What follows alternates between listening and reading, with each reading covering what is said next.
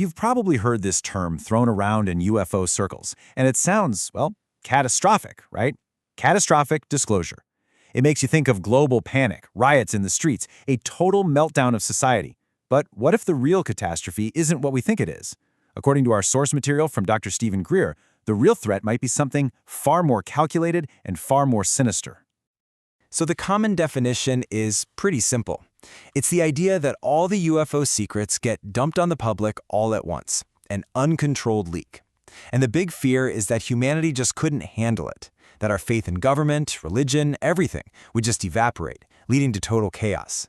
This is the exact scenario that people who argue for a slow, controlled reveal say they're trying to prevent. But here's a thought. What if that whole fear is a form of misdirection? What if the real danger isn't the truth getting out, but a very specific, very scary story being told as the truth? A story designed from the ground up to lead us all to a terrifying conclusion. And that brings us right to Dr. Greer's completely different take on this. He flips the whole idea on its head.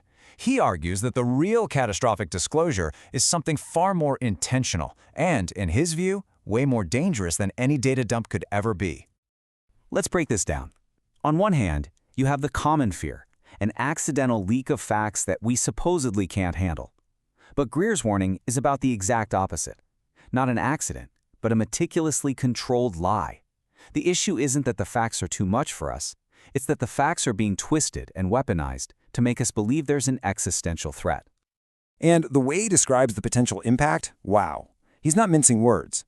He calls this a manufactured existential threat, one designed to be bigger and scarier than anything we faced in recent memory. This isn't just about revealing aliens. It's about kicking off a planet-wide panic on purpose. Okay, so you have to be asking, how could a deception that massive even be possible? Well, according to the source, it's a multi-stage psychological operation, a kind of global gaslighting designed to corner the world into accepting one single, horrifying conclusion. And the whole thing, this entire elaborate plan, it all balances on the head of a pin. It's built on one single foundational lie, a lie that has to be sold to everyone, from the public to the politicians, for the whole house of cards to stand. And what is that lie? It's a very simple and, honestly, a very believable denial. We don't have that technology.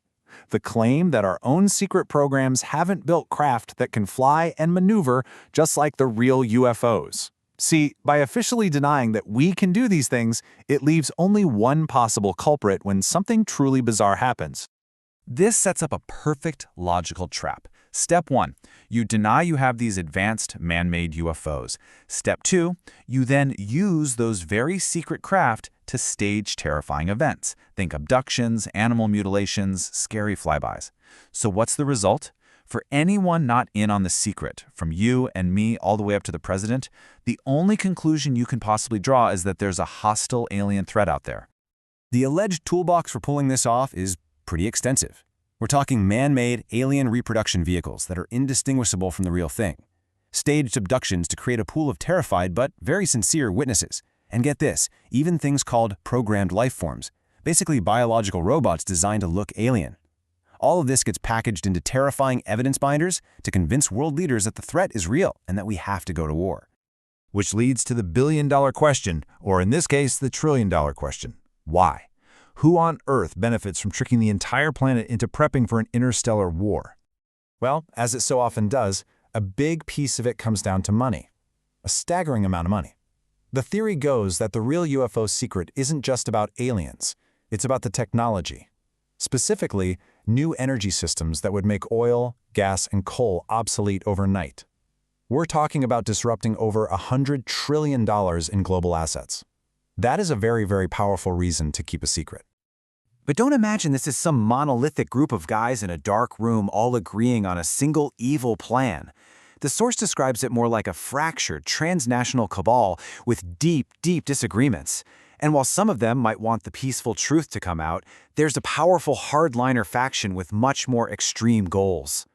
And these hardliners have their own distinct motivations. You've got the financial guys who are desperate to protect the petrodollar and the entire fossil fuel economy. You've got religious fanatics who might actually believe a phony alien invasion could trigger a prophesied Armageddon, and of course you have the military-industrial complex for whom a permanent cosmic enemy would be the ultimate blank check. So if that's the catastrophic future we need to dodge, what's the alternative? Is it just keeping the lid on everything forever? No. Dr. Greer argues for a completely different path, something he calls true disclosure. The solution isn't less disclosure, it's total disclosure. It's not just about saying, hey, non-human intelligence is real. It's about revealing everything, including the secret human projects, the advanced tech, and the deception operations that have been running in the dark for decades. And there's a concrete 5-step plan laid out to get there. It starts with amnesty, so insiders can testify without fear.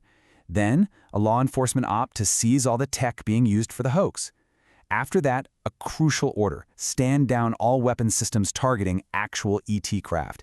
Then release the revolutionary energy technologies to the world. And the final step? Begin open, peaceful, diplomatic contact. When you lay it all out, you're looking at two completely different destinies for humanity. One path is unification through fear and endless war, with technology suppressed, leading to a global totalitarian system. The other path? Unification through peace and shared progress, with liberated technology creating a new, sustainable civilization. The choice between these two futures, one based on a controlled lie, the other on the complete truth, is, as the source puts it, one of the most important decisions we will ever have to make. The stakes really couldn't be any higher.